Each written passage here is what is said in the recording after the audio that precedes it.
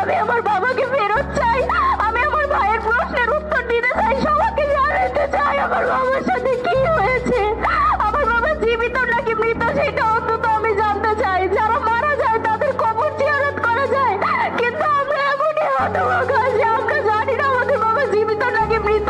আমি আমার সার্টিফিকেটে কোথাও আমার বাবা সিগনেচার দিতে পারি না, নামের আগে লেট পর্যন্ত লিখতে পারি না।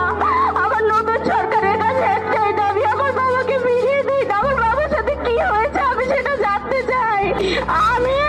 আমরা এইগুলো ঘুমন, আমাদের আহাজারে ঘুমন সংসারের গল্প, আমরা কত ভুক্তভোগী, আমরা